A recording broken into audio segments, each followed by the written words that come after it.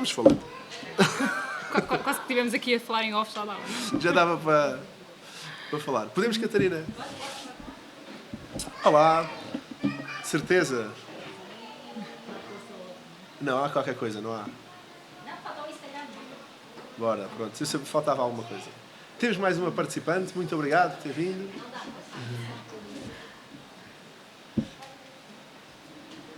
Acho que este tema, o problema é o envergonhar. Malta bem assim. Bem, não. Podemos? Olá, sejam mais bem-vindos. Já posso, Catarina, de certeza? Já, pronto, está lá. Bem-vindos a mais um evento da FNAC Talk. Connosco, hoje, Marie, desculpa, Marie, nutricionista dedicada à fertilidade, e o Dr. Pedro, que já o conhecem, que já fizemos um live e um podcast juntos. Desde 2019 comecei com estas iniciativas e o Pedro tem estado sempre próximo dos eventos, que é urologista e se dedica à área da medicina da reprodução, dedicados quando existem fatores masculinos. Pronto, antes de começar a falar do tema propriamente dito, apresentávamos. Marie, conta um bocadinho do teu percurso e o que é que fazes. Olha, antes de mais, obrigada. Aqui? Pronto. É para dividirmos. Pronto. Obrigada pelo convite, Miguel, por ainda por cima ser uma mulher a vir falar aqui sobre um fator masculino. Portanto, acho que assim completa-se a mesa. Em termos do meu percurso, portanto, eu sou nutricionista desde 2016. Tal como todos os nutricionistas, acabei por me dedicar logo de início à gestão de peso. Após um burnout, decidi parar durante um ano e aí sim comecei-me aqui a dedicar a uma área e à procura da área que me apaixonava. E entretanto, o que é que aconteceu? Em todas as consultas, consequentemente, apareciam sempre aqui casais a quererem engravidar ou aqui com longas histórias e que eram indicadas pelo médico para perder peso, para a promoção da fertilidade, e eu comecei a perceber que aqui a nutrição tinha realmente um impacto diferente e que podia fazer mais e melhor, não só na perda de peso e gestão de peso, mas também trabalhámos aqui na fertilidade, a qualidade dos ovócitos, na qualidade dos espermatozoides, e foi muito assim que acabei por me direcionar neste caminho da fertilidade. Hoje em dia, portanto, desde 2022, estou só a trabalhar mesmo com mulheres e homens que o sonho deles é atingir o seu positivo, a sua gravidez. E o que fazes, praticamente, é consultas online. Não existe no espaço físico. Não. Segue-te no teu Instagram, entra em contato contigo pelo Instagram. Exato. E é por aí. Não, nós antes de estarmos a começar a falar, estávamos a falar com o Pedro e o Pedro estava impressionado com esta dinâmica da parte digital, desta nova era de saúde que tem surgido diferentes áreas que a parte consultas online conseguem dar resposta e apoio e fazer seguimentos de diferentes tipos de tratamento. O Pedro é urologista. A minha apresentação não é assim tão... Não é tão... Ai, meu Deus. Eu sou urologista, desde há muito tempo que me dedico a uma subespecialização da urologia, que é a andrologia, na qual está inserida em fertilidade. Tenho uma grande parte da minha prática clínica no Hospital de Santa Maria. Aliás, com a reestruturação do nosso serviço, nós criámos efetivamente departamentos. Eu fui o responsável pela criação do departamento de andrologia e da consulta de infertilidade masculina, que dá apoio a toda a unidade de reprodução humana do Hospital de Santa Maria. Exerço uma grande parte da minha atividade nesta área, dedicada à infertilidade, tanto a nível do Sistema Nacional de Saúde como da medicina privada. E penso que a partir de agora poderemos entrar então em... Só dar mais um tema. Por exemplo, urologistas são importantes. Eu parte da minha formação, fiz em Bruxelas, na USET Bruxelas, e havia mesmo também uma unidade só de andrologia, com urologistas, ginecologistas. Cá em Portugal há clínicas que não têm esta separação tão clara, mas é uma vantagem termos sempre um urologista, porque sabemos que 30% das causas são puramente masculinas, 30% são mistas e 30% são femininas, assim muito no global. Por isso, termos um urologista sempre que haja necessidade é importante para os doentes e para conseguirmos ter o sucesso pretendido. O que é que eu queria falar um bocadinho no geral? Que é fazer um bocadinho a jornada do doente. Ou seja, o doente, geralmente, um casal, quando está a tentar engravidar há um ano, não consegue, vem ter ao ginecologista ou ao médico de medicina da reprodução. E de todas as análises que pedimos, vamos pedir o espermograma, que é o básico para avaliar a qualidade espermática no homem. Pedro, o que é que achas relevante e algumas indicações? É assim, efetivamente o circuito é esse. Nós, quando falamos de infertilidade, não falamos de infertilidade do indivíduo, mas sim de infertilidade do casal. É este casal infértil no circuito normal, entra pela ginecologia, porque é quem tem, digamos, a potestade da infertilidade, e nesta avaliação inicial o ginecologista pede sempre um espermograma. Quando existe então uma alteração do espermograma, que é a pedra basilar da avaliação do fator masculino, é referenciado ao urologista. E o espermograma, efetivamente, é aquilo que depois vai ditar toda a nossa conduta seguinte. Quando temos um espermograma normal, à partida nós conseguimos, embora não de uma forma tão linear, mas conseguimos sim descartar que exista um fator masculino associado, embora não seja bem assim. Quando existe um espermograma alterado, então a partir daí vem outro tipo de avaliação que se segue, que essencialmente quando vemos alterações temos que avaliar existem várias alterações específicas no espermograma, essencialmente nós temos que ver o volume do ejaculado, a concentração de espermatozoides, a motilidade dos espermatozoides e a percentagem de formas normais. Existem outros parâmetros, mas estes são aqueles que efetivamente são mais importantes e quando existe um ou vários alterados, obrigam a fazermos uma avaliação adicional. Quando temos o doente à frente, efetivamente temos um espermograma alterado, o primeiro passo é repetir esse espermograma, porque as nossas espermatogónias, a nossa linhagem germinativa é muito sensível ao estilo de vida diário, à alimentação, isso que a Márcia irá falar. A Mário vai falar. E então, numa altura em que o homem é mais estressado, tenha uma alimentação pior, descanse menos, podem haver alterações do espermograma transitórias. Por isso, o primeiro passo é repetir. Num período de 3 meses, não é? Devemos esperar 3 meses, porque há o ciclo de vida do espermatozoide, que dura cerca de 72 dias, por isso temos que deixar que renove. Um segundo espermograma alterado, então assim, isso sim já motiva toda a avaliação adicional, que essencialmente vai muito direcionada pelas alterações que nós encontramos.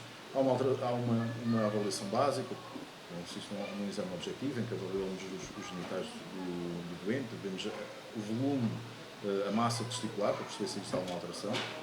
O próprio fenotipo corporal pode nos indicar se existe alguma alteração genética ou não. De seguida, pedimos também uma avaliação essencialmente hormonal, para percebermos como é que estão as hormonas e se isto nos pode indicar qual é a causa subjacente destas alterações. E, por fim, já muito tecnicamente, quando existem parâmetros mais seriamente alterados, então entramos no que é a avaliação genética para perceber se a causa é genética. As causas podem ser múltiplas, desde as genéticas, infecciosas, traumáticas e, infelizmente, claramente, cerca de 30 a 40% dos homens são rotulados como idiopáticos, o que significa que nós não sabemos a causa. E uma percentagem tão alta mostra-nos que claramente existe um grande caminho para trilhar na investigação da infertilidade, ou do fator masculino de infertilidade, porque é uma percentagem muito elevada que é rotulada como idiopática. Aquilo que acontece nestes doentes que são rotulados como idiopáticos, geralmente assume-se que estão no espectro de uma entidade que nós chamamos o síndrome de diginese gonadal, em que se assume que alguns durante a vida embrionária do indivíduo houve alguma agressão no seu desenvolvimento intrauterino que foi condicionar o correto desenvolvimento do testículo, principalmente da linhagem germinativa. De qualquer das formas, é uma teoria. É um diagnóstico de exclusão. Muitas das vezes, quando temos estes casos de alterações espermáticas e não sabemos qual é que é a causa, às vezes o tratamento que fazemos é a ICSI, que é um tipo de fio, coloca-se o óvulo, o espermatozoide dentro do óvulo e tudo isso. Mas convém ser estudado porque às vezes o que acontece é que fecunde-se os óvulos e depois não se fecundem os óvulos e não temos embriões, ou temos embriões de má qualidade e que às vezes devemos nos preocupar com a qualidade espermática e porque é que temos essa qualidade e tentarmos esses 70% de saber qual é que é a causa. O Pedro falou de uma coisa muito importante que é o estilo de vida e do homem. Cada vez mais, e agora passo para ti, a nossa qualidade espermática dos nossos avós é bem melhor do que nós atualmente. Pronto. E aqui entra um bocadinho tudo e mais alguma coisa, entre os quais o estilo de vida, a nossa alimentação, a suplementação, e por isso é que precisamos cada vez mais de nutricionistas para nos apoiarem nas consultas. Falava um bocadinho sobre isso. Olhem, eu acho que uma coisa que e o Dr. Miguel e o Dr. Pedro acabaram por focar muito nisto é, se nós olharmos para trás, não é? Portanto, para toda a linhagem desse homem, desde a gravidez, não é? Que deu origem a este homem e também toda a sua árvore genealógica para trás, nós temos que avaliar muito bem isto, não é? Porque há aqui realmente fatores a nível genético que às vezes é difícil, até mesmo aqui com a alimentação, nós fazemos a alteração. Mas há uma coisa... Há uma coisa que é importante, o Pedro diz que confirma, que é a idade do pai é importante para depois a produção espermática. Exatamente. Isso era algo... Peço desculpa, já introduzi. Estava desculpa interromper, mas já te interromper. Efetivamente, até algum tempo atrás achava-se que o homem podia ser pai a vida toda e que a idade não interferia, ao contrário da mulher, que efetivamente a idade tem um grande peso no seu status fértil. Hoje sabemos que não, que a idade efetivamente produz ou está associada a algumas alterações do microambiente testicular e que efetivamente podem não alterar os números, as contagens do espermograma, mas podem alterar a qualidade dos espermatozoides. Daí eu dizer no início que, embora o espermograma seja a pedra basilar da avaliação básica do homem e que no espermograma normal, à partida, nos poderia fazer descartar o fator masculino, não é bem assim. Porque, principalmente casais que têm historial de gravidezes não progressivas, de FIVs falhadas, então, mesmo com o espermograma normal, um teste que se deve fazer é a taxa de fragmentação de DNA do espermatozoide, em que vai-nos mostrar precisamente a carga genética do espermatozoide, se está corrompido ou não, porque mesmo homens que tenham contagens no espermograma normal podem ter efetivamente uma alta taxa de fragmentação, que vai interferir muito com a capacidade fecundativa do espermatozoide, e isto é grande alteração associada à idade do homem. E hoje sabemos, embora os estudos não sejam muito robustos, já tem alguma robustez, que a partir dos 40 anos de idade, efetivamente, a idade interfere com a fertilidade masculina. Sim, e provavelmente já recebeste coisas de homens na consulta em que nós pedimos espermograma e fragmentação, melhoraram, acrescentaste suplementação, recomendaste estilo de vida saudável e depois repetimos e aquilo melhora tudo. Exatamente. E isto aqui ao encontro, lá está, daqui da qualidade, nós também temos a hormona antimilariana, não é? Temos a hormona antimilariana às vezes espetacular e depois vamos ver a qualidade ovócita e é o que é, não é? Portanto, acho que é muito por aí. Aqui em relação, já agora pegando aqui na idade e por aí afora, nós não nos podemos esquecer de uma coisa. E aqui o Dr. Pedro há de dizer melhor que todo o processo da espermatogênese é um processo que dá trabalho. O espermatozoide, coitadinho, ele não para de trabalhar desde ali, da sua célulazinha até chegar à trompa de falópio. E tal e qual como nós, não é? Nós temos que nos pensar numa coisa. Nós, um dia que estamos super cansados, chegamos a casa e se mesmo alguém nos mandar fazer alguma coisa, o que é que nós queremos fazer? Nada, estamos sentados no sofá, não é? À espera que o dia passe para amanhã nós irmos voltar a fazer o nosso dia de trabalho. E aqui os espermatozoides, às vezes, nós temos esta noção, que é, nós queremos melhorar as coisas, às vezes, do dia para a noite, mas nós temos que, efetivamente, olhar para isto, não é? Ele farta-se trabalhar e nós, muitas vezes, não damos os nutrientes suficientes a estes espermatozoides. E aqui da idade, eu penso que tem também a ver aqui com o segmento mitocondrial que tem entre a cabeça e entre a cauda. E este segmento mitocondrial não é nada mais, nada menos onde está a maior parte das mitocôndrias. E estas mitocôndrias, elas são afetadas por aquilo que nós chamamos de radicais livres, ou seja, toda a má alimentação que nós temos, o estilo de vida, a prática de exercício físico ou a menos, ou até a mais, as toxinas ambientais, as toxinas que nós temos no supermercado, tudo emplastificado, tudo empacotado, os alumínios, por aí afora, isto tudo tem impacto neste segmento mitocondrial, portanto, nestas mitocôndrias.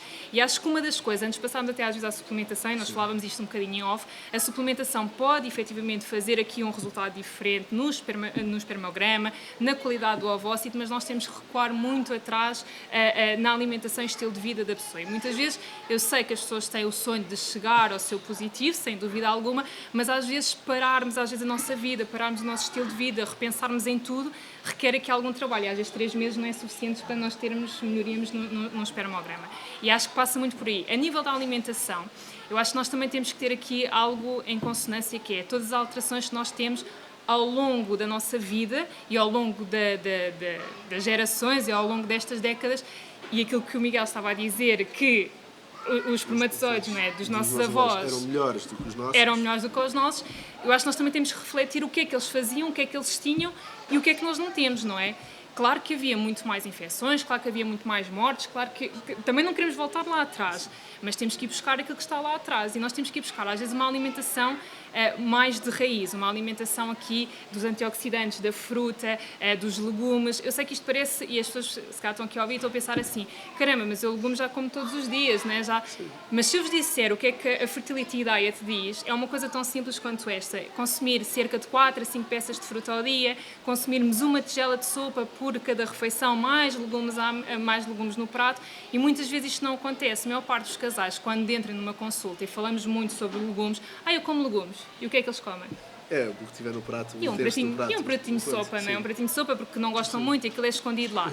E uma sopa, nós fazemos a sopa muitas vezes na nossa vida ocupada quando? Ao domingo, e andamos a comer durante quanto tempo? Fica lá. Não é? 4, 5 dias, andamos assim a comer muitas vezes. O que acontece nos antioxidantes? Isso é quando nós compramos no supermercado.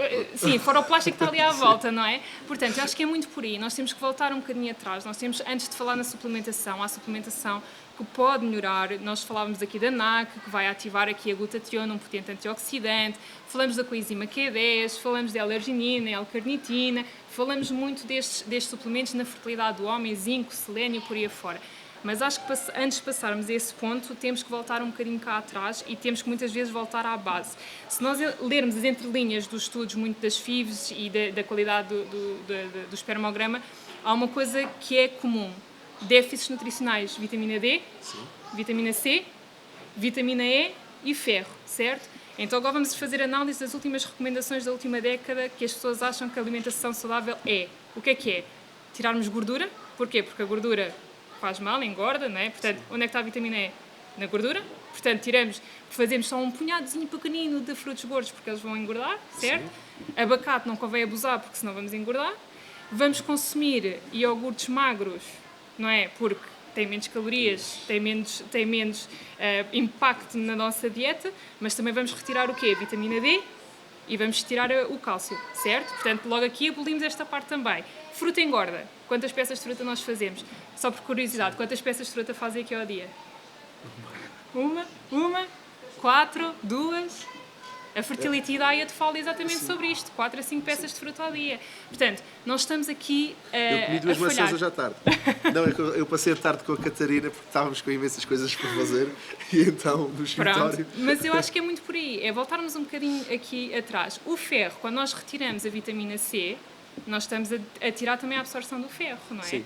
Portanto, isto é uma cascata. Nós temos que olhar para estas recomendações e, por exemplo, eu vou pegar outra vez nos iogurtes. Eu sou muito polémica com os iogurtes, para quem me conhece.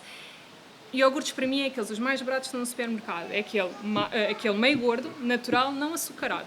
Isto é o mais importante, porque senão vamos aqui para as duas vertentes que eu acho que pode realmente trazer complicações. Os proteicos, o que é que aquela lista de ingredientes tem? Tudo e mais alguma coisa. Como é que faz o intestino? Aqui é a associação, não é? A associação deve desregular. E há doentes que se queixam. Quando nós fala-se mudaram a dieta para uma dieta mais hiperproteica, sentem-se mais inchados. Claro, tudo. E as fezes são completamente diferentes. E nós sabemos, por exemplo, que há a carreginina, e a carreginina há uma alteração do microbioma no intestino que pode realmente, até com os probióticos, nós até tentamos ali com os probióticos, mas depois não temos alimento para o probiótico, para lá fica, ele morre, não é? E depois temos os magros, que aquilo eu costumo brincar, que aquele magro é comer aquele iogurte ou não comer nada. Vai dar um bocadinho ao mesmo. Até um copo de água fazia mais sentido, pelo menos hidratávamos. Portanto, a minha primeira instância, quando aparece um espermograma assim alterado, não é? E não sabendo aqui a fragmentação, é começar logo. E a pessoa às vezes até fica triste vir à minha consulta e dizer: então, mas é só para fazer isto, é para incluir legumes, é para incluir fruta e pouco mais do que isto. Sim, a primeira instância nós vamos ter que fazer isto, porque muitas vezes quando a pessoa nos está a reportar aquilo que alimenta, a pessoa não faz por mal, mas vai reportar das duas formas. Ou vai dizer que foi só ontem que correu mal a alimentação porque anda muito ocupado, muito estressado e não está a fazer aquilo porque está a mentir, ou então vai dar um dia ideal na sua alimentação. Ao contrário, se eu pedir à pessoa para me escrever durante uma semana o que é que ela está a comer, a pessoa até fica um bocado: eu não acredito, eu dizia que achava que consumia 4 peças de fruta e há dias que não consumo nada. E isto é puxar a pessoa para a realidade. Portanto, vamos trabalhar nisto. A seguir, faz sentido suplementação? Faz. Mas se nós tivermos um Ajustar, intestino sim. bem arrumadinho, bem construído, para que haja aquela absorção. Portanto, é aquilo que eu digo. Primeira instância, tanto no homem como na mulher, é acabar por trazer o casal um bocadinho à realidade, o que é que está a acontecer agora na vida e o que é que nós podemos fazer, o que é que nós podemos alterar já. Após esta primeira abordagem, nós começarmos a verificar até às vezes sintomas fora da fertilidade, que eu acho também é uma coisa muito importante. Estes casais estão focados em fertilidade, espermatozoides, ovócitos, AMH, andamos sempre nisto, e às vezes eu pergunto, então e como é que se sente a nível intestinal? Não sei muito bem. Então e cansaço? Está cansado? Eu ando cansado todos os dias. Não durmo bem. Não durmo bem, portanto, eu acho que nós temos que ir a esta parte. Muitas vezes isto não acontece em 3 meses, não acontece, nós conseguimos ter esta alteração em 3 meses. Espermogramas às vezes alterados ou com melhorias, vai que 6 meses, um ano, não é? FIVs, às vezes quando chegam a FIV, não é? Ali o primeiro mês vou entrar em FIV, não dá para fazer nada. Sim. Outra das coisas que Sim, uma das coisas que eu acho, como faço só consultas online, é comum teres um agendamento de um homem para a tua consulta? Empurrados pelas mulheres, mas vem. Vem. Uma coisa que eu costumo sempre fazer, e acho que é uma coisa que eu acho que pode ser interessante. Eu normalmente trabalho só mais com mulheres, inclusive tenho programas aqui em que, para mim, são grupos terapêuticos, sim, que é realmente conjugarmos aqui várias mulheres na mesma situação. E muitas vezes o que acontece? Há um menu, esse menu semanal. E esse menu semanal... Mais devagar, o menu de o menu alimentar. Mas menu para alimentar. o grupo ou individual? Para o grupo, porque nós precisamos de começar por esta... Eu sei que isto, se calhar ficam tristes, né, de pensar que, caramba, é só alimentar-me pela fertilidade diet e fazer a introdução de legumes, é só isto que vai-me levar aqui à minha gravidez, à minha alteração do espermograma. Mas este menu, o que é que faz? Muitas vezes obrigar a pessoa a ter este consumo das 4 peças de fruta ao dia, consumir aqui mais couves, consumir... E havia uma estimulação entre grupo. Havia uma estimulação entre grupo. Isto leva ao quê? Leva também o marido, porque lá em casa quem é que vai fazer 2 panelas? Acho que ninguém faz 2 panelas, não temos tempo para isso, não é? Portanto, fazemos uma panela para ambos, não é? Para comerem. E isto traz a realidade, que depois até os meninos começam assim, olha, eu quero experimentar a consulta. E às vezes acaba por acontecer isso, é eles virem experimentar. E até quando começam, eu tenho muito dos homens, e é muito engraçado, que o motivo da consulta, eu pergunto, então qual é o motivo da consulta? Dizem-me tudo menos o espermograma. É porque querem melhorar a vida, é porque querem emagrecer, é porque querem melhorar o rendimento no desporto. Está tudo bem, é um motivo que eu vou trabalhar naquele motivo. Mas aquele motivo depois vai alterar ali o espermograma. Porque ainda há aqui algum estigma de alguns homens consultarem um nutricionista para a promoção da fertilidade. Sim. Por exemplo, eu quando aparece nas consultas e aparece o nome de um homem, pronto, eu já sei, já há fator masculino. E eu até digo, quando aparece na consulta o nome do homem, o Jorge, o Luís, o que seja, então, alteração espermática, comece logo assim. Sempre, porque geralmente quando é o nome da mulher, pode haver fator masculino, mas comece sempre pela mulher, depois o homem. Quando é que o nome está na consulta em nome do homem, comece sempre por lá e depois passo para a mulher. Mas é interessante saber como é que tu reagias a isso online, se tinhas essa procura e se notavas essa diferença. Continuam a ser mais mulheres. Ok. Ponto. Sim, também. Sempre. Sim. Mas já começa a ter, eu por exemplo, neste momento com a equipa elas estão a atender mais as mulheres, eu agora comecei a atender os homens, acabei a minha formação também de nutrição na promoção da fertilidade do homem há pouquíssimo tempo, portanto no início do ano, e agora é que eu começo a receber homens. E realmente eles vêm e depois a longo prazo, até mesmo o casal, a alimentação torna-se muito interessante, nós percebemos as alterações que eles tiveram. E depois diz, olha, eu já fiz, às vezes isto acontece, eu já fiz a marmita para os 2. Isto é uma coisa interessante. Isto é uma coisa bastante interessante. Eu queria te fazer uma pergunta que é, falaste há pouco do stress oxidativo, que efetivamente é uma das causas muito frequentes associadas à infertilidade masculina e até sabido uma causa frequente que é o varicocele, que é uma causa de infertilidade, um mecanismo essa é uma das perguntas. É o stress oxidativo. E usaste o termo suplementos. Certo. Nos dias de hoje, esse termo é associado a outra coisa, porque há um grande culto do corpo pois. Nos ginásios. Já nem falo da toma de anabolizantes, que hoje está muito difundida e é uma causa marcada de infertilidade, tal como toda a espermatogênese. E o que é que tu achas dos suplementos que hoje estão na moda e que tanta gente consome? Os suplementos associados à prática desportiva, ginásio, estamos aqui a falar de proteína, creatina, caseína, por aí afora. Eu acho que há aqui uma coisa muito importante nos suplementos, que é, nós não temos um Infarmed, não é? que vá ver o que é que os suplementos... Há uns anos atrás, a Azai retirou não sei quantos suplementos no mercado, que aquilo dizia suplemento de alho e uma lista de ingredientes zero alho, não é? Portanto, a malta andava ali a fazer alho, supostamente, e não tinha alho. Portanto, isto é uma coisa que nós temos de ter ciente, que é a suplementação em Portugal, ela é regulamentada pela ISO 1169, mas ela não tem um Infarmed que vá ver se aquilo está super ok. Portanto, logo aqui nós temos uma coisa que é conforme o suplemento, conforme a marca, conforme... Eu costumo brincar, a whey, o processo de fazer uma whey é moroso e é caro. Epá, uma whey a 6 euros, desculpem a expressão, mas aquela vaquinha não, é, não pode acontecer. Não pode, aquilo tem mais coisas sem ser a whey. Pronto. Portanto, logo aqui nós temos de ter este sentimento. E depois, há outra coisa, suplementos não vão substituir a alimentação. Isto é outro fator. A nível aqui de ginásios, qual é para mim o grave problema? De ginásios e até fora de ginásios, que é as pessoas continuam a ter acesso à suplementação assim à mão. Não fazem as dosagens corretas. O problema das proteínas e, lá está, stress oxidativo, nós precisamos do quê? Desintoxicação. Precisamos da parte renal e da parte do fígado a funcionar bem. Se nós temos excesso de proteína, nós sabemos que aquilo pode realmente ter ali alguma influência. Não vamos ter falência renal. Isto é uma coisa muito importante de dizer, que aquela ideia do eu estou a tomar proteína e vou ter falência renal não vai acontecer. Mas, efetivamente, se nós não tivermos as macros bem colocadas, ali os rins começam a dar os seus porquês. Nós também verificamos quem faz esta suplementação sem qualquer critério, os fatores do fígado ficam também alterados. Portanto, isto logo aqui temos esta parte. Creatina já é um bocadinho diferente e já se nota que há alguns estudos, mediante a parte da fertilidade do homem, que a creatina já tem alguma influência na melhoria, lá está, do stress oxidativo, até a nível do eixo hipotálamo-hipófise, a nível de doenças neurodegenerativas. Portanto, a creatina, ela é muito bem estudada. O que está no mercado, há tudo e mais alguma coisa, também saber escolher bem a creatina. A creatina, sim, o whey e por aí afora.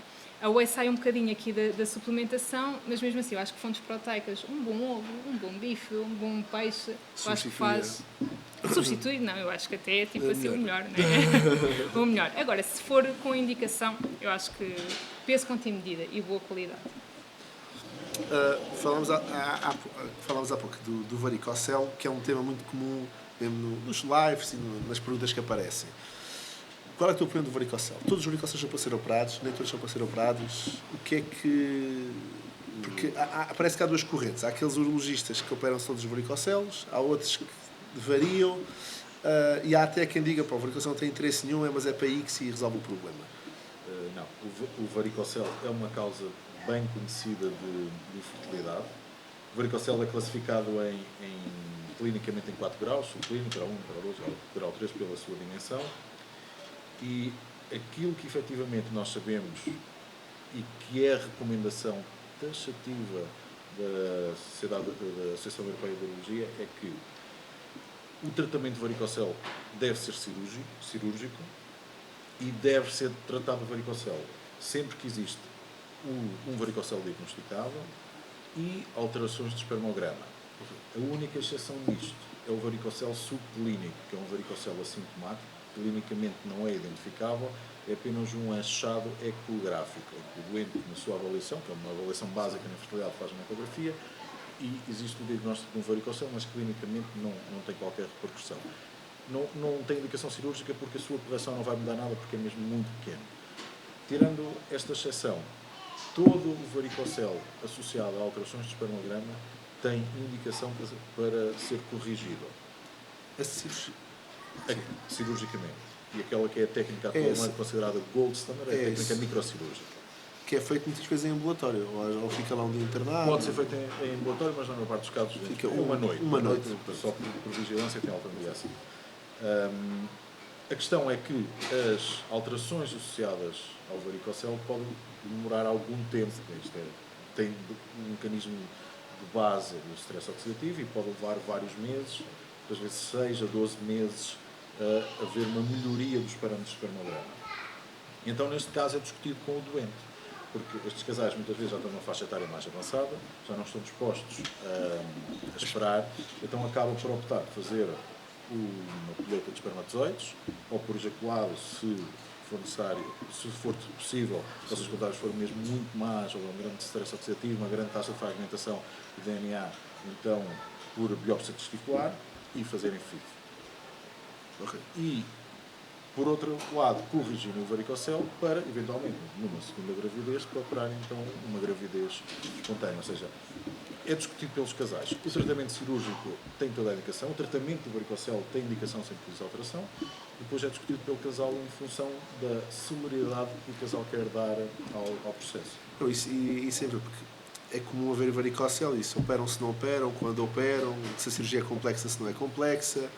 E nós temos, tecnicamente, no laboratório na FIV, consegue-se resolver o problema que se faça uma ICSI, em que a diferença, enquanto que na FIV há uma fecundação espontânea do óvulo com os espermatozoides na caixa de Petri, na ICSI nós agarramos o óvulo, furamos o óvulo e colocamos o espermatozoide lá dentro. Não sei o que faço, são os embriologistas e pronto. E até dentro do próprio laboratório existe cada vez mais técnicas para optimizar, ter uma melhor qualidade espermática, a PIXI, o MAX, outras técnicas que permitam escolher o melhor espermatozoide para aquele óvulo.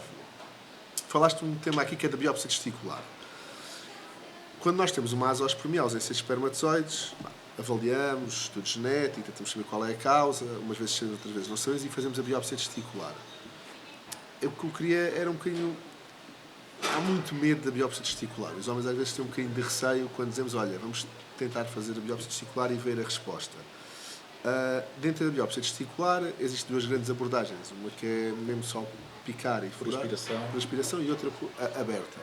Em Bruxelas, onde eu estive, era sempre aberta e é aquela que tu usas até mais.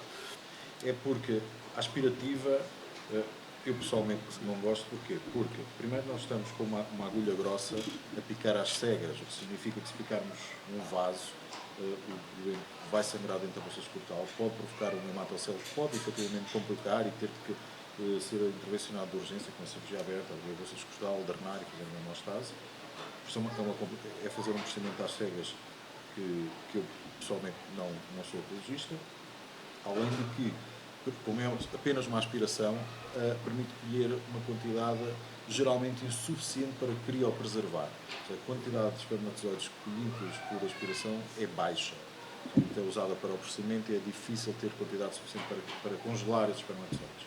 A via aberta assusta mais, mas é bem tolerável. É uma pequena incisão no testículo, então nós escolhemos mesmo a polpa testicular, permite-nos escolher a quantidade que acharmos necessário, permite-nos ir ao outro lado se no primeiro não houver espermatozoides, e é um procedimento ambulatório geralmente muito bem tolerado. Geralmente a biópsia testicular, estávamos a falar de congelamento dos espermatozoides. A biópsia testicular faz-se nas clínicas e depois congela-se nos laboratórios FIV. A seguir, nós preparamos a mulher para fazer estimulação FIV e quando retiramos fazemos a punção folicular. Num dia da recolha dos óvulos, descongela-se os óvulos e fecunda-se os óvulos com os espermatozoides que tinham sido feitos na biópsia. Geralmente é tudo assim. Dentro das causas de infertilidade masculina, já falámos do varicocele, falámos da heterogeneidade que existe às vezes nos resultados do espermograma e que convém sempre ser confirmados, e da suplementação que pode melhorar a parte associada ao stress oxidativo. Mas depois, muitas vezes os casais têm que fazer a FIV. Tens alguma... Agora para a Mari. Tens alguma... Para a Mary. Mari. Lá estou eu sempre com o Mari, desculpa. Para a Mari. Que é, tens algum tipo... Quanto tempo fazes? A história clínica ao casal. Tens um casal que está reportado um fator masculino.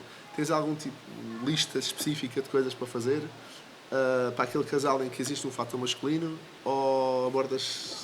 Sempre de forma multifatorial. Não, e multifatorial, ou seja, e acho que fomos falando isto ao longo destes minutos, já não sei quanto tempo é que nós vamos, mas temos estado a falar disto. Nós não podemos dizer que é a infertilidade do indivíduo, ou seja, quando há aqui um caso de infertilidade, nós temos sempre a apontar para o casal. Portanto, não faz sentido, mesmo que só seja uma causa de um espermograma alterado, eu acho que e a verdade é que a ciência mostra isso, nós não podemos só pensar no espermatozoide.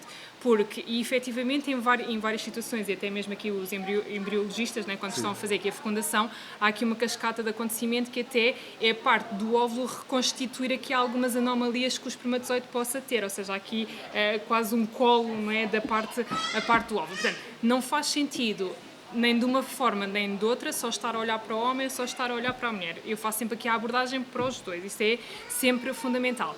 A nível de FIV, nós temos que fazer realmente aqui algumas etapas que são essenciais, não tanto ao homem. Portanto, aqui o homem, nós acabamos por trabalhar nessa parte dos 3 meses a 6 meses antes na alimentação. Depois não vamos aqui ter nenhum procedimento na altura de FIV, não é? Porque já não nos faz assim sentido, porque já está lá a recolha do material.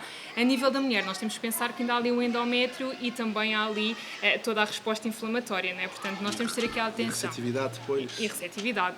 Portanto, eu acho que aqui, e aqui o que se faz é quando há a tal punção, não é? Nós não nos podemos esquecer que essa punção é um boom hormonal e não quero dizer isto desta forma, mas acho que vou dizê-lo, isto está a cabo do corpo da mulher, não é? Porque isto é um boom hormonal naquele momento. Nós, por exemplo, agora com esse boom hormonal, há um tema que pergunta muitas vezes que é transferir a fresca ou transferir a congelada? Pois, exato. Para quem não sabe, nós fazemos o ciclo FIV, criamos os embriões e ficam 5 dias na incubadora até blastocisto e pode-se ou não transferir. Quando se transfere nesse mês é transferência a fresco, quando nós congelamos os embriões é a transferência a diferido, transferência a congelado. E grande parte dos meus casais eu faço transferência a congelado. Que bom. Porque esse boom é verdade. Mas isto hoje é praticamente sempre... Sim, é quase a sempre... evidência mostra que as técnicas mais modernas de congelamento... Congelamento não perde qualidade. Descongelação não perde qualidade. E evitamos este boom hormonal do momento da punção. Exato. Vai sempre depender um bocadinho de quantos ovos. Submetida a uma estimulação que é violenta para depois chegar lá não haver espermatozoides e não... Quando é que eu faço às vezes transferência a fresco? Aquelas mulheres mais velhas, que têm 1 ou 2 folículos, que o estradiol nunca subiu acima de 1500, 2000, o endométrio bom, tudo isso, aí faz a fresco. Mas a maioria de todas é tudo a congelado, para evitar esse boom. Se nós temos o estradiol muito alto, se a progesterona já subiu, Claro. Vamos ter uma faia de implantação quase certeza, porque não está adaptado tudo isso. E para ti, mesmo com a suplementação, mesmo com tudo, isto tudo associado, Claro. Não vai haver milagres suficientes associados E eu a acho que eu acho que isto é uma técnica, Sim. mas Miguel, vamos ser sinceros, é uma técnica, não vou dizer assim, mas do Miguel, mas ainda não é uma prática comum. Não. E principalmente no serviço público ainda é uma coisa que não vamos dizer isto assim e o Dr. Pedro não me deixa. Desculpem a minha sinceridade, não é? Mas às vezes as coisas têm que se despachar, não é? E tem que... Há uma maior pressão assistencial. Pronto. Cada médico tem o seu perfil, cada clínica tem o seu perfil. Claro, A verdade é essa. E cada caso é um caso. Cada caso é um caso. E temos clínicas perfeitas. Eu sei perfeitamente se fazem transferências em D2 ou D3, qual é a clínica, sei qual é o médico. Se fazem transferência a blastocisto, já sei. Já está quase uma assinatura. Exatamente, pronto. Ou seja, mas às vezes não podemos ser assim tão pragmáticos para isso. Sim, mas efetivamente, quando nós temos aqui esta parte hormonal, isto vai mexendo aqui nas vias metabólicas. É verdade. E eu acho que às vezes é importante e até darmos passo a passo às coisas, porque isto, às vezes, até de engravidar de forma natural, nós temos que ter aqui a nossa cabeça muito arrumada, quanto mais às vezes em processo Isso é outra pergunta. de FIV. Tinha para ti, que era, a maioria dos teus doentes, estás a ser bombardeada com perguntas, mas a maioria dos teus doentes, tu segues, fazem algum tratamento ou estão ainda naquela fase de tratar de forma natural? Consegues ter essa noção? Sei lá, 50% dos doentes andam nas FIVs e andam nas ICSIs, andam nas inseminações e os outros 50% estão a tentar de forma natural. Consegues? Podes não ter essa análise feita. Vou-te dizer uma coisa, claro que cada vez mais quem chega até mim, ainda por cima sendo a nutrição e a promoção da fertilidade ainda é uma agulhazinha no palheiro, quem já chega até mim são situações que muitas vezes já vamos a caminho de FIV, não é? Portanto, é muito difícil ser aquele casal que iniciou agora e quer preparar a sua pré-conceição. Não é propriamente o meu... Vamos dizer, as pessoas que me preocupam normalmente já são casais ou que há aqui uma alteração do espermograma e ouviram que a nutrição pode realmente melhorar, ou então aqui uma alteração a nível ovocitário, ou há aqui realmente a nível da FIV e já vamos preparar para a FIV, porque cada vez mais se fala sobre suplementação durante o período de FIV. Portanto, procuram... Os 120 dias, há patentes até, registros. Exatamente. Os americanos então têm, como há modelos patenteados, os 120 dias pré-FIV, em nutrição, suplementação, estilo de vida. E eu uso uma dessas patentes, ou seja, uma dessas patentes é exatamente isso, ou seja, nós utilizamos aqui a nível da pré-FIV os tais 3 meses antes em que estamos a utilizar vitamina D quase certeza absoluta, NAC a nível da espessura do endométrio, a NAC até se fala que antes da punção 6 semanas esperar, porque depois realmente pode haver aqui uns folículos maiores e nós baralharmos se está quase a fazer a ovulação ou não. Temos a coenzima Q10, que lá está também aqui um potente antioxidante e também para o homem e para a mulher. Depois podemos aqui entrar noutros patamares, L-carnitina não é nada mais nada menos do que o transferrin, transportador que vai levar a energia até à mitocôndria, né? Portanto, a L-carnitina pode também fazer aqui algum efeito, L-arginina, zinco, selênio, mas isto é sempre avaliado. E uma coisa importante, e aqui nós chateamos sempre o Dr. Miguel, o Dr. Pedro, que é os nutricionistas, vão dizer, às vezes vem uma bateria de análise, assim, olha, vamos dizer assim, os status dos nutricionistas lá me vieram com a vitamina B12, o selênio, o zinco, a fração entre cobre e zinco, andamos um bocadinho por aí. Acontece isso. Se calhar ao Pedro não tanto. Como eu tenho aquela relação mais próxima com os Miguel, casais. a ti acontece, não é? Acontece todos os dias. Pá, o que eu digo é, pá, isto é um apoio multidisciplinar. Às vezes aparecem aquelas listas de coisas, por exemplo, no Brasil, os nutricionissts têm autonomia para prescrever as coisas e os seguros que participam Claro, aqui têm não. autonomia. têm autonomia. No Brasil tem autonomia, faz a prescrição e é como se fosse um médico e os seguros que participam tudo. Cá, pedem a prescrição ao médico para ter a coparticipação do seguro, tudo isso. Mas eu passo e é um bocadinho um apoio multidisciplinar, por isso é que nós estamos aqui hoje, um logista, um nutricionista, porque não, pá, para mim não faz sentido, eu dava-vos o aval para... Sim, mas também vou dizer uma coisa, que contra mim falo, ok? Sim. Se eu gostava de ter essa autonomia que fosse mais fácil para mim, Sim.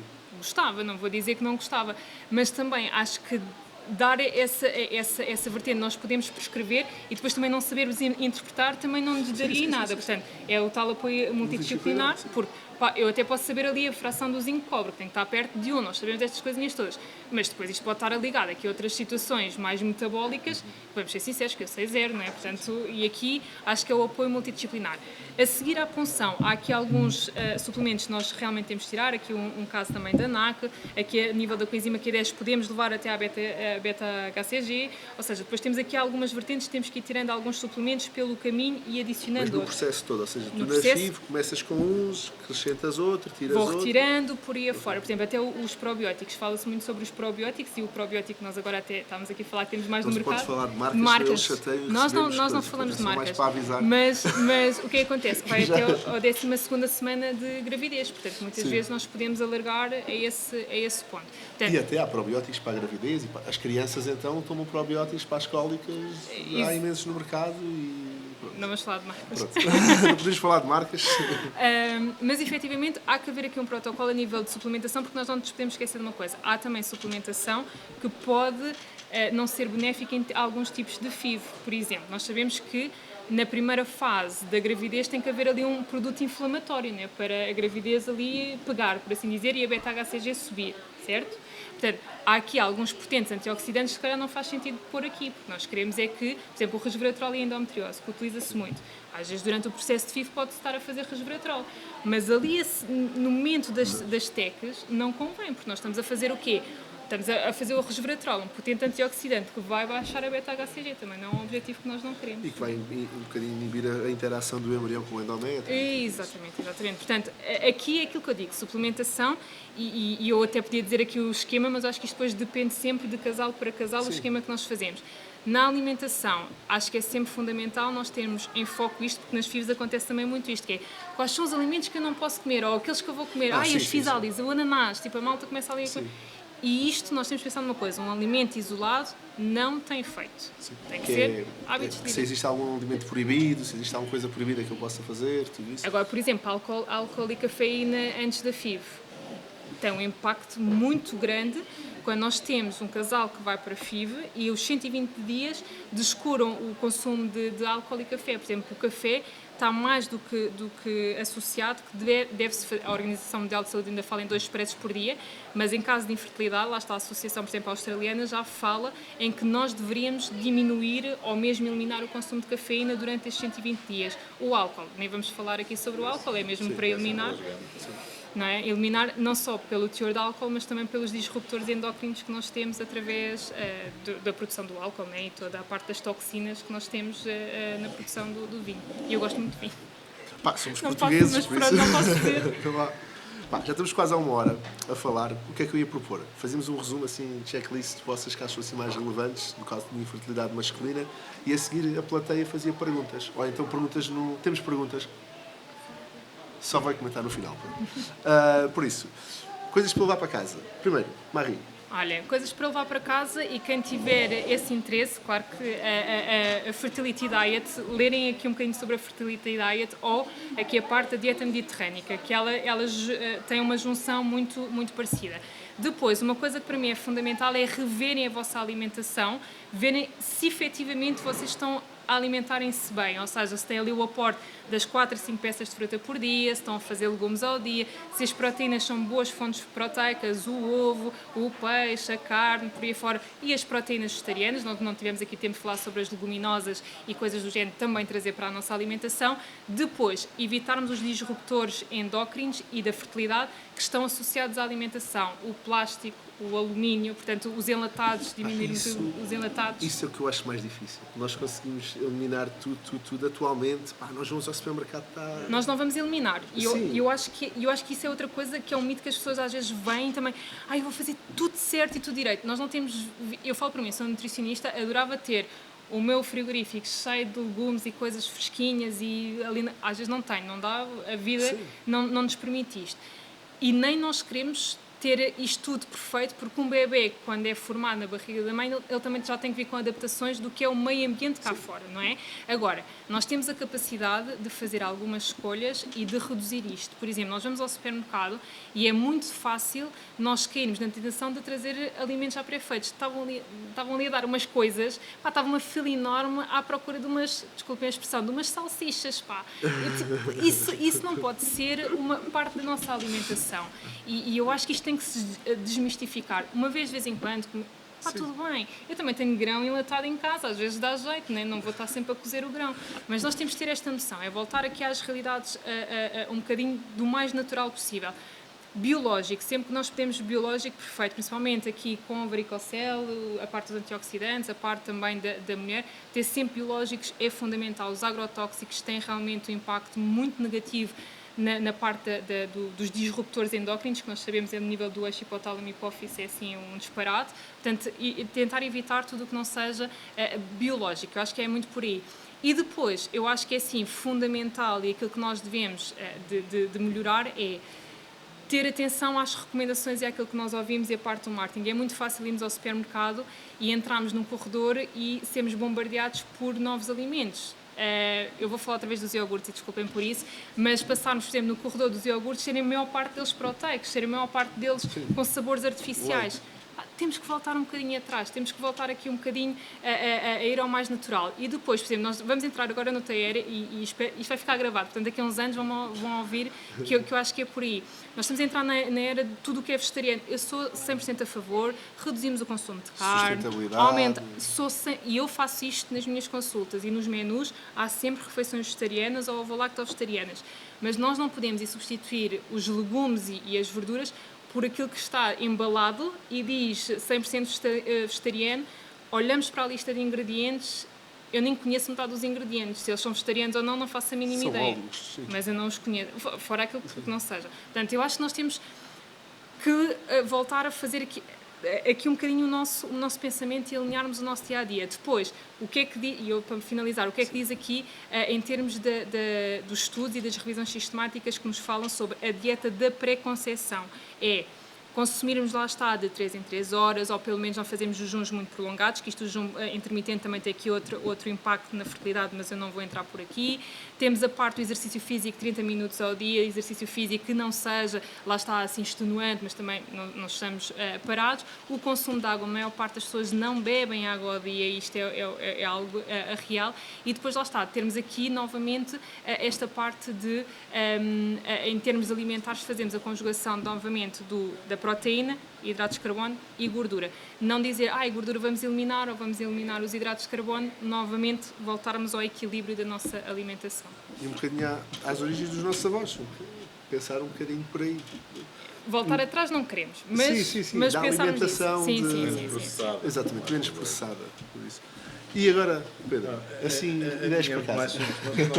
Nós estamos aqui a uma hora a falar de infertilidade, mas nem sequer dissemos o que é infertilidade. A definição de infertilidade pela Organização Mundial de Saúde é um casal que tenha atividade sexual regular, coital vaginal e que ao fim de 12 meses não consiga uma gestação espontânea. Por isso, aquela que é a minha recomendação é, tendo em conta que isto efetivamente cria um grande desgaste nos casais, é, assumindo esta definição, ao fim de um ano de tentativas sem sucesso, não percam mais tempo, e procurem efetivamente os profissionais especializados na área, porque seguramente vão precisar dessa ajuda clínica. Agora, dúvidas da plateia? Catarina, houve alguma?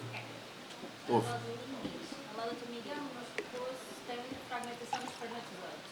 Ele tomou ano passado a qualquer e utilizamos agora e deu pouco menos, mas ainda continua com o fragmento. Pronto, isso é um tema que nós tocámos, eu e o Pedro tocámos aqui da fragmentação. A fragmentação é um teste que começou a ser pedido mais regularmente nos últimos 3, 4 anos e quando nós temos uma fragmentação aumentada, mesmo com o espermograma normal, o Pedro corrige-me ou não, até tem indicação para fazer biópsia testicular e fazemos a técnica via biópsia testicular e não via espermatozoides do ejaculado. Pode ser esse caso, mas cada caso é um caso. Geralmente, quando vêm essas alterações muito complexas, passa ao Pedro e o Pedro depois que explica essa parte da fragmentação. A taxa de fragmentação é elevada quando é superior a 30%. E quando, efetivamente, com a toma de antioxidantes, com todas essas melhorias nutricionais, o estilo de vida saudável, etc., não se consegue melhorar, então existe uma corrente que defende que os doentes devem efetivamente ser submetidos à colheita de espermatozoides via testicular, ou seja, via biópsia e não usar espermatozoides de ejaculado. Isto porquê? Porque se assume que a grande parte do stress oxidativo ocorre no trânsito epididimário, quando os espermatozoides passam pelo epidídimo, quando eles são submetidos ao grande stress oxidativo, é onde se processa esta fragmentação da cadeia DNA. O que nós fazemos é, ao irmos diretamente ao testículo, sabemos que o microambiente testicular é um microambiente muito mais protegido e assumimos que estes espermatozoides, embora mais imaturos, sejam mais saudáveis. E aí procuramos usar espermatozoides de melhor qualidade, mesmo que o doente tenha espermatozoides no ejaculado. Isto é controverso mesmo. O Pedro começou a fazer isto, nós começámos a fazer isto e mesmo interpares surgiram várias críticas e tivemos mesmo que dizer, não, isto é mesmo assim porque isto. E o Pedro sabe disso, porque a verdade é que atualmente já muita gente parte desse pressuposto e tem indicação para fazer a biópsia testicular. É um procedimento simples, os homens não é preciso terem medo daquilo. Já tive inclusive amigos que já são pais agora e tiveram a fazer biópsia testicular e o que eles comparam é como se fosse uma bolada. E o homem não é preciso ter medo nenhum daquilo, como se sentisse uma bolada durante uns dias, como se sentisse uma bolada. E faz e conseguimos ter melhores resultados com os espermatozoides da biópsia testicular do que do ejaculado. E acrescentar aqui Sim. que só a suplementação pode não fazer efeito. Não é? Sim, exatamente. Porque acabam por... Esse tema houve um dos produtos que a pergunta tem que é um que existe no mercado, que pode ajudar, mas que é igual para ele como para todos os fatores masculinos e cada caso é um caso. Mais perguntas, Catarina? Sim, a Diana diz, a concentração dos espermatozoides no marido e a motilidade reduziram bastante entre dezembro de 2023 e março de 2024, de 48 para 10 milhões e a motilidade de 37 para 17, o que recomendam neste caso? Há uma coisa que tem que ser visto. Por exemplo, há um gráfico que eu costumo mostrar nas consultas que deve ser aquilo. Todas as semanas um grupo de homens fez o espermograma e aquilo é curvas assim. Sim. Pronto, porque quer dizer, o ejaculado, um espermograma de hoje, mesmo não agora destes 3 meses, se fizermos o espermograma na segunda-feira vai ser diferente, não vamos ter espermogramas iguais. E o que nós queremos é que esteja. Há 5 critérios e que estejam acima daqueles 5 critérios. Mas temos que ver o caso a caso. Às vezes depende de laboratório para laboratório. Se for feito pelos laboratórios mais tradicionais, que é uma contagem automática, se for feito em laboratórios FIVs, em que o embriologista fez a contagem manual dos espermatozoides, varia, mas tem que se ver. Embora este caso, com 10 milhões, efetivamente, concentração baixa, sim, tem que ser estudado. Também. Mais alguma, Catarina? Sim. Falou das novas correntes alimentares. Vegetarianismo, veganismo também. Existe algum estudo que realmente consiga esclarecer a relação entre a carne, portanto, a carne sabemos que é bastante inflamatória no nosso organismo, a carne e a própria vegetariana.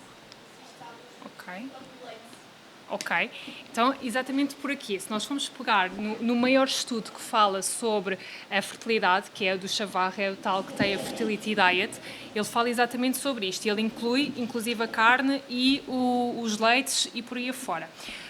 Há vários estudos, sim, que podem incluir aqui em termos de leite e de carne, mas nós temos sempre de ter atenção ao tipo de estudo. Primeiro, de estudos isolados não nos vão dizer muita coisa, tem que sempre ser uma revisão sistemática, ou seja, que nós tenhamos aqui mais informação e mais artigos, e acima de tudo também tentarmos ver qual é a qualidade. Claro que nós consumirmos a carne de hoje em dia, aquela carne que nós temos um franguinho minúsculo ao dia de hoje e amanhã ele cresceu já um frango gigante, é óbvio que o consumo dessa carne não nos vai trazer benefícios. Ou então nós estamos a falar vamos dizer assim, os porquinhos, que acabam por ser também, com toda a situação que eles são criados, isto, claro que vai ter impacto negativo. Não vamos esquecer de uma coisa: tudo o que estes animais passam ao longo da sua vida, todos os medicamentos que eles têm, isto vai ter impacto na carne deles, na gordura deles. Portanto, isto vai-nos passar para nós, sem dúvida alguma. Agora, se nós tivermos a noção de uma coisa, que é rodiziarmos, ou seja, não estarmos sempre a comer carne de frango, não estarmos sempre a consumir carnes vermelhas, não estarmos sempre a consumir, ou seja, rodiziarmos é logo meio caminho andado. E depois, escolher a qualidade. Um porco que nós compramos aqui no supermercado é completamente diferente do porco, por exemplo, alentejano. Portanto, é um porco com mais qualidade, que tem uma vida com mais qualidade. A mesma coisa do que o leite. Se nós consumirmos um leite que seja um leite comum, é óbvio que essa gordura do leite também vai trazer toxinas que aquela vaca teve ao longo da sua vida, todo o stress que ela teve, não é? Se nós estivermos a falar de vacas de pastagem, de leite de pastagem, as coisas são diferentes. Contudo, aquilo que nós sabemos é que há cada vez mais indivíduos que possam apresentar, lá está, alergias ao leite, apresentar aqui intolerâncias ao leite e por aí afora. Porquê? Ponto número 1, que é o que nós falávamos, que é: as pessoas deixaram de consumir leite só porque sim. A verdade é esta, não é? Porque começaram a ouvir, então deixamos de consumir leite. O que é que acontece? Nós deixamos de produzir lactase quando deixamos de consumir leite. Quando eu quero reintroduzir leite, eu vou logo sentir uma intolerância alimentar, neste caso, ao leite. E depois, há realmente pessoas que têm o seu sistema tão inflamado que as proteínas do leite de vaca realmente podem aumentar aqui o seu sistema inflamatório. O que é que eu digo aqui em termos de cada casal e de cada pessoa que me aparece na consulta? É avaliarmos a qualidade que ele consegue ter do leite, avaliar a qualidade que ele consegue ter da carne e irmos aqui perceber se faz sentido ele ter ou não. Depois, é o tal reduzir. Porquê é que nós não fazemos sempre o ovo ao lacto-vegetariano? É muito fácil e o ovo é riquíssimo em nutrientes. Vamos pensar assim, e acabo sempre por trazer isto para a consulta: um ovo vai dar origem a um pinto. Portanto, a energia toda que o ovo que tem e todos os nutrientes que tem realmente são potentes. Portanto, nós trazemos também aqui algumas refeições, sejam ovo ou lacto-vegetarianos, trazemos proteínas vegetais, que isto fala-se cada vez mais, as proteínas vegetais, mas as leguminosas, o grão, feijão, lentilhas, tremoço, e irmos variando aqui na nossa alimentação. Também acho que, muitas vezes, eliminarmos alguns alimentos só porque sim, acho que às vezes pode ter um impacto ainda pior. Eu falava, por exemplo, nas entrelinhas, do déficit de cálcio e vitamina D, e Miguel, a verdade é que a vitamina D está assim, o sol à partida manteve-se mais ou menos igual ao que estava, nós apanhámos sol, é que não apanhamos tanto, é verdade, mas a alimentação que nós fazemos também acaba por ser uma repercussão dessas eliminações que nós vamos fazendo ao longo da nossa vida, sem fundamento. Claro que cada caso é um caso, e eu tenho muitos casais e mulheres que não fazem o consumo de leite, e estamos a reduzir muito, muito o consumo de carnes vermelhas, porque o acesso às carnes que têm não são realmente de qualidade. Eu acho que é muito, muito por aí. Agora, a Fertility Diet e é daquelas que acaba por ter uma robustez maior, e ao longo dos anos vem sempre renovando aqui esta noção, é o variar e o rodiziar. É muito, muito importante. Nós não podemos estar sempre a consumir a mesma coisa. Falávamos de ginásio, malta do ginásio, quando entra no ginásio, não sei se está aqui alguém, parece que come sempre a mesma coisa. É atum ou frango, arroz, aveia, brócolis e pouco mais do que isto. Vamos ser sinceros, todas as toxinas que isto efetivamente possa ter, o corpo tem uma grande dificuldade em retirar. Eu acho que é variarmos a nossa alimentação. Eu sei que isto tem sido um estigma ao longo dos anos, que é recomendações muito quase fechadas. Sim. E acho que temos que abrir um bocadinho isto, porque as entrelinhas dos estudos falam-nos em déficits de vitaminas que não deveria de haver. Vitamina C, porquê que há déficit de vitamina C? Todas as legumes e fruta têm. Sim, sim. Portanto, alguma coisa está errada, alguma coisa nós não estamos a fazer bem. Eu acho que é mais do que pensarmos em eliminar. Eu digo sempre isto nas minhas consultas: eu não tenho uma lista daquilo que devem de eliminar, só álcool e café, ponto. O que eu tenho é aquilo que devem incluir. Se nós focarmos naquilo que devemos incluir, o que é para eliminar vai.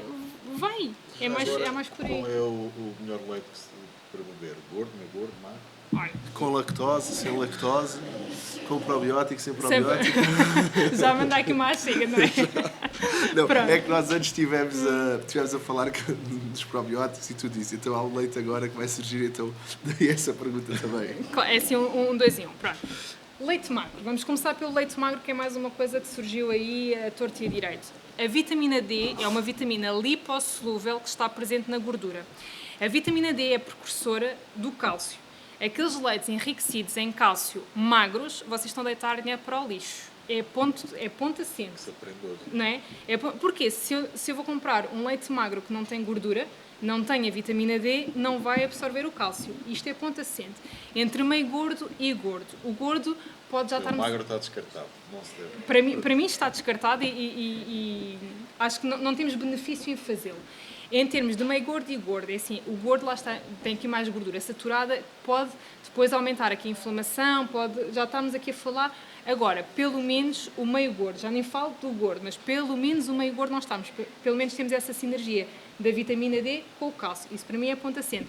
Com lactose ou sem lactose? Aqui sim, depende da pessoa que nós temos à nossa frente. Portanto, se a pessoa tem uma intolerância à lactose, se faz sentido retirar aqui os derivados da lactose, pode fazer. Se a pessoa não tem, só está a gastar dinheiro no supermercado a comprar um leite sem lactose. Isto é sempre avaliado e a lactose já se consegue fazer uma avaliação muito rápida de intolerância à lactose. Conclusão, em vez de beber um café, um copo de vinho, um copinho de leite meio gordo. Exato, e sem café. Isto é outra teoria. O português faz leite com café, o café vai fazer o quê? Vai reter o cálcio pelo caminho. Lá se vai o leite com café, aquela O galão. coisa... Nós precisamos sempre de ingerir gordura para absorver o cálcio. Essa gordura é onde está a vitamina, no caso do leite, é onde está a vitamina D. Portanto, a vitamina D vai ser precursora. Isto, por exemplo, quando nós até fazemos os ômegas e coisas do género, muitas vezes o que é que se diz do ômega 3 também? É ingerir como fonte de gordura. Exatamente. Porque a gordura alimentar vai realmente ajudar a absorver estas condições alimentares. Com probiótico. Ajuda qualquer coisa também. Eu tenho que estudar isso. Pronto. Mais alguma pergunta? Não é para nós. Pronto. Estamos a uma hora a falar. Olha, tá? Há mais uma. A Evelyn disse que pronto, vai tentar fazer uma fibra, Sim. mas sem sucesso, porque o método que eles fizeram no laboratório de separar os bons não teve sucesso junto com os óvulos Da Rosalina.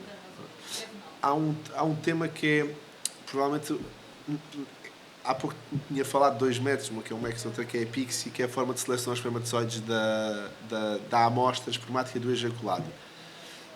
Nós fomos até antes, nós fomos ir buscar os espermatozoides à biópsia testicular, mas é um caso que tem que ser visto, ou seja, nós estamos a dar uma resposta um bocadinho da informação que deram, mas convém agendar uma consulta, falar com o urologista, mas passar por urologista.